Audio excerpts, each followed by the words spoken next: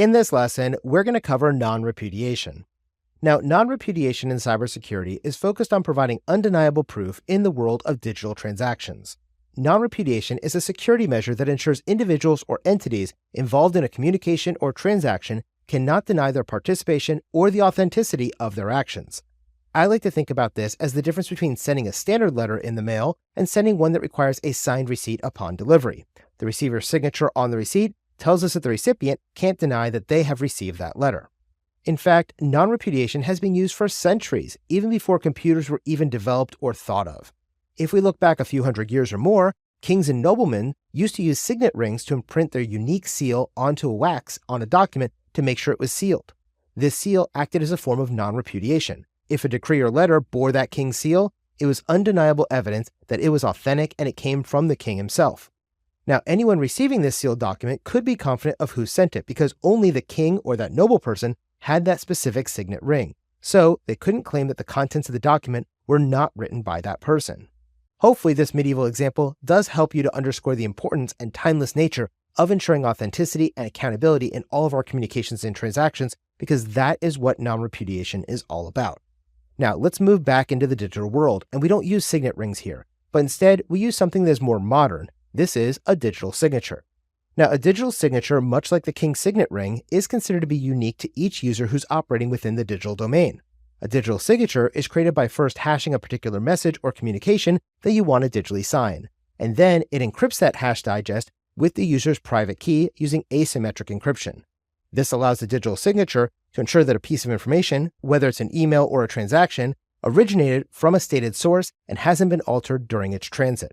If someone attempts to refute their involvement in the digitally signed transaction, the signature serves as undeniable proof that they actually sent that, and the integrity of that transaction hasn't been changed since they used their private key to create that digital signature, and that digital signature is made up of an encrypted hash digest. Now, non-repudiation is important for three main reasons. We use it to confirm the authenticity of digital transactions, we use it to ensure the integrity of critical communications, and we use it to provide accountability in digital processes. First, we have confirming the authenticity of digital transactions. In the digital world, impersonation and identity theft is so much easier to perform than it was in person, so it really is important that a system has the capability to guarantee a transaction or communication's authenticity is there to ensure that your users can't state they didn't perform a certain action. So, if I send a digitally signed email to my stockbroker asking him to sell 100% of my shares, he can be assured that it was really me who sent it because I digitally signed it. But if he receives an email from me that is not digitally signed, there is no assurance that I actually sent it. After all, you could go out right now and sign up for a free email account like jasondion@yahoo.com or jasondion@gmail.com and pretend to be somebody else pretty easily, but you really can't fake their digital signature because only they have their private key that's going to be used inside of that digital signature. Second, we have ensuring integrity. With non-repudiation measures in place, all the parties involved can trust that the messages haven't been tampered with because any alteration would break the chain of undeniable proof. Since non-repudiation relies on digital signatures, and digital signatures have hash values in them, these digital signatures are used to ensure not just non-repudiation, but also integrity. And third and finally, we have providing accountability. When every action has a digital stamp of authenticity attached to it, we can create a sense of responsibility and accountability among our users because they know that their actions can be traced back to them without denial.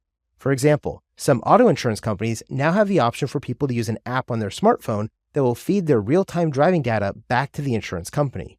If you agree to use that tracking app, it will tell the insurance company how fast you drive, how quickly you change lanes, how long you wait to brake for a stop sign, and things like that. In return for allowing them to collect this data, you can get a potential discount on your auto insurance if you drive within their safe driving profiles. For many drivers, opting into this app will provide them with accountability and remind them to drive more safely. And because the app is installed on your smartphone, the company knows it's you who's driving, and this provides non-repudiation since you can unlock the phone using your face or fingerprint to activate this app every time you log in and start a new drive. So remember, non-repudiation is about ensuring undeniable proof of your participation in a digital interaction. When you think about non-repudiation, I want you to think about the fact that someone cannot say they didn't do something because you have a method to prove that they did. The best tool for achieving non-repudiation really is digital signatures, so if you hear the word non-repudiation, immediately I want you to start thinking about digital signatures to achieve a level of trustworthiness. In the digital landscape where trust is paramount, Non-repudiation does stand out as a beacon of authenticity, accountability, and assurance for all of our digital transactions and messages.